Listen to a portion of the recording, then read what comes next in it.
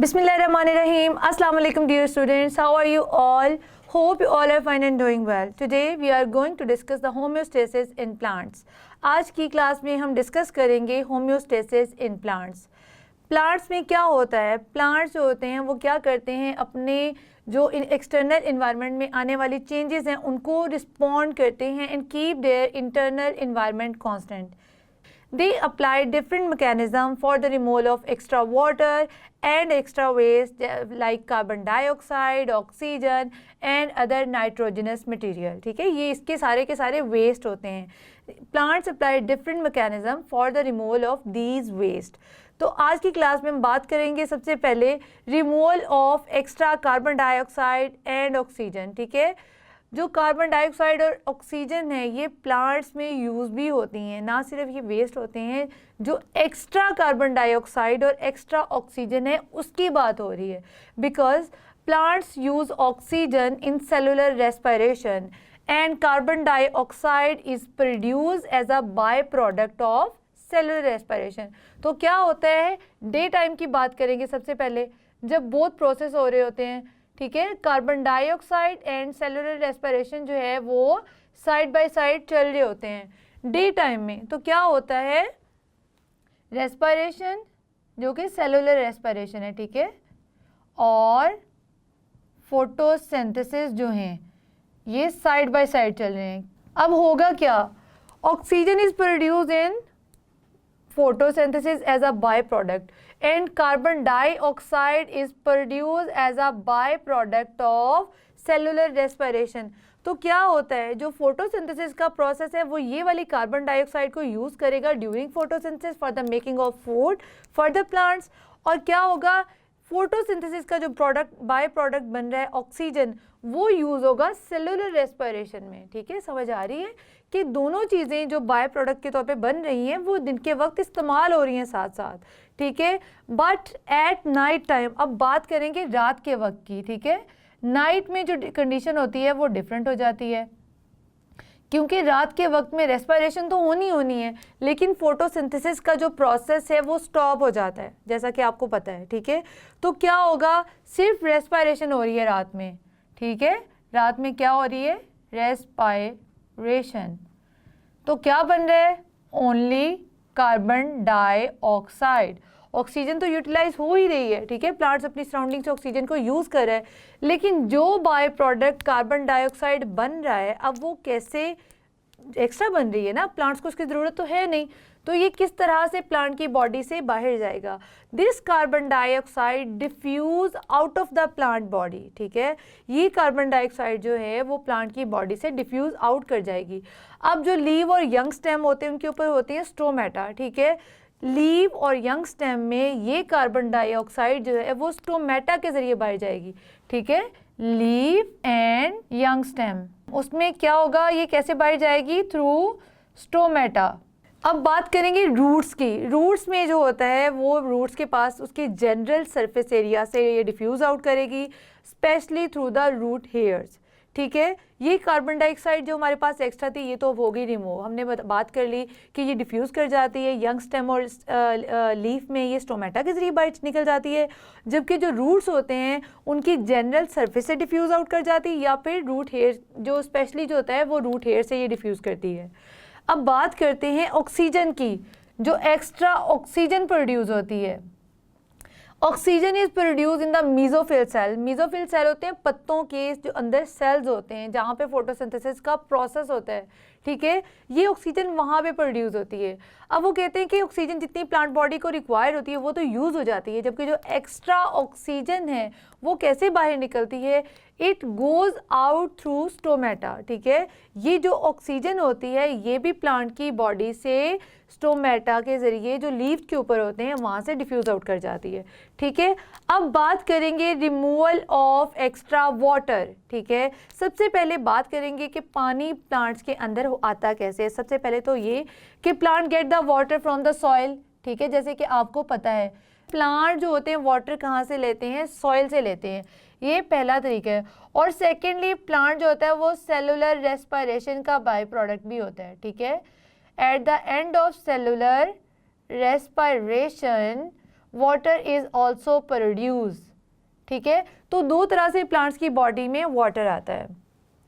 अब प्लांट्स का क्या मैकेनिज्म क्या होता है, प्लांट्स क्या करते हैं, एक्स्ट्रा वाटर को अपने सेल के अंदर स्टोर कर लेते हैं for turgidity of the cell. Turgidity क्या होता है कि सेल जो है वो तना हुआ रहे, सेल जो है उसकी शेप को मेंटेन किया जा सके। सेल को वाटर की ज़रूरत होती है ताकि उसकी जो ख़ास शक्ल है उसको मेंटेन रख सके वो। ठीक है, तो प्लांट एक्स्ट्रा वाटर को अपने अंदर स्टोर कर लेते हैं to keep themselves turgid. Turgid का मतलब तना हुआ। ठीक है, अब जो एक्स्ट्रा वाटर होता है वो कैसे रिमूव होता है, the extra water is remove through the process of transpiration. अब आपने ये सुना होगा ट्रांसपायरेशन क्या होता है। Transpiration is the process by which water leave the plant in the form of vapours.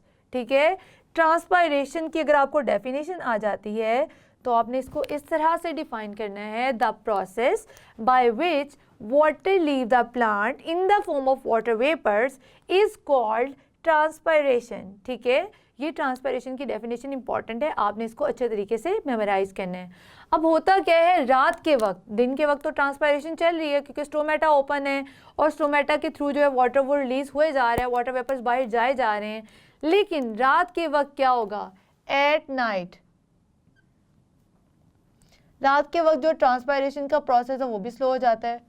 क्यों स्लो होगा, अब रात के वक्त स्टोमेटा जो है वो क्लोज हो जाते हैं। ठीक है, इसलिए जो ट्रांसपायरेशन का जो प्रोसेस है वो स्लो हो गया। अब अगर बात करें, if the plant is growing in water rich soil, अगर प्लांट जो है वो इस तरह की ज़मीन पे ग्रो कर रहा है जो वाटर में रिच है, तो क्या होगा, ये अगर प्लांट है, ठीक है, ये आपका प्लांट है, ये उसकी सॉइल है और इसमें हाई कंटेंट ऑफ वाटर है। ठीक है, ये आपका प्लांट है, तो क्या होगा, वाटर ने तो मूव करना ही करना है from higher concentration to lower concentration. ठीक है, वाटर ने तो ऊपर आना ही आना है, लेकिन होता क्या है कि वाटर जो है वो प्लांट के जाइलम वेसल के अंदर स्टोर हो जाता है। ठीक है, कहाँ पे स्टोर होगा, जाइलम वेसल में। Extra water is stored in the xylem vessels. ठीक है, अब कुछ प्लांट्स ऐसे होते हैं जो एक्स्ट्रा वाटर अब इसमें स्टोर हो गया, लेकिन फिर भी पानी आए जा रहा है, इन यहाँ से सॉइल से पानी आ रहा है, तो कुछ प्लांट जो होते हैं वो ऐसा करते हैं कि इस वाटर को फोर्स करते हैं, इस वाटर को मतलब फोर्सफुली मूव आउट कराते हैं through the corner of the leaves. ठीक है, और ये जो पानी होता है वो उनके लीफ के जो एजेस होते हैं या जो लीफ का टिप होता है वहाँ पे ड्रॉप की फॉर्म में जाता है और वहाँ से नीचे गिर जाता है। मोस्टली होता है ग्रासेस में। किस में ये मोस्टली होता है, ग्रासेस में। Plant force the extra water from the tip of their leaves और the edges of their leaf in the form of drops. This process is called guttation. इस प्रोसेस को हम क्या कहते हैं, ग्यूटेशन। ये एक बहुत इंपॉर्टेंट टर्म है और आपने इसकी डेफिनेशन याद करनी है।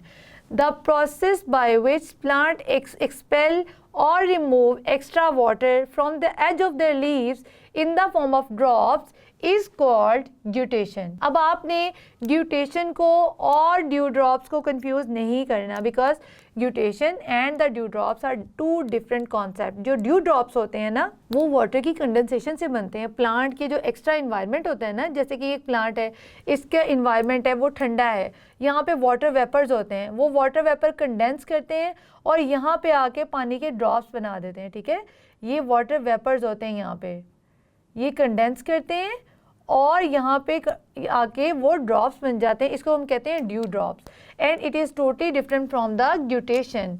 ठीक है, अब आपको समझ आ रही है कि guttation and dew drops are two different concepts. अब बात करते हैं रिमूवल ऑफ मेटाबॉलिक वेस्ट की। सम प्लांट जो होते हैं वो क्या करते हैं, अपने मेटाबॉलिक वेस्ट को अपनी बॉडीज़ में स्टोर कर देते हैं as a harmless insoluble material, जैसे calcium oxalate. Calcium oxalate is stored in the form of crystals in the leaves and stem of some plants। ठीक है, कैल्शियम ऑक्सालेट जो है ये एक मेटाबॉलिक वेस्ट है जो कि क्रिस्टल्स की फॉर्म में कुछ प्लांट के स्टेम और लीफ के अंदर स्टोर हो जाता है, जैसा कि टोमेटो में। टोमेटो में ऐसा होता है, ठीक है, कैल्शियम ऑक्सालेट क्रिस्टल की फॉर्म में स्टोर हो जाता है। अब होता क्या है, ये हार्मलेस होता है, इसलिए उस प्लांट को फ़र्क भी नहीं पड़ता कि एक्स्ट्रा मेटाबॉलिक वेस्ट जो है वो उसमें स्टोर हो जाए। ये तो एक तरीका हो गया। अब सेकंड, ट्रीज़ में क्या होता है, ठीक है, in the trees which shed their leave annually the metabolic waste is removed during the shed और लीव फॉल, ठीक है। कुछ ट्रीज़ में क्या होता है, जो अपने लीव फॉल करते हैं या शेड देयर लीव एनुअली, तो क्या होता है, इन लीव्स के अंदर ही मेटाबॉलिक वेस्ट और होता है, और जब वो लीव शेड आउट होते हैं तो मेटाबॉलिक वेस्ट भी रिमूव हो जाता है। ठीक हो गया। अब जिन लीव में, जो कुछ प्लांट्स में अगर लीव शेड नहीं भी हो रहा तो ये क्या होता है, ये हार्मलेस इनसॉल्युबल मटेरियल की फॉर्म में स्टोर हो जाता है। कुछ प्लांट्स के एक्सक्रीटरी प्रोडक्ट्स जो होते हैं ना, वो रेजन्स भी हो सकते हैं, जैसे कि कोनिफेरस ट्रीज़ में, ठीक है।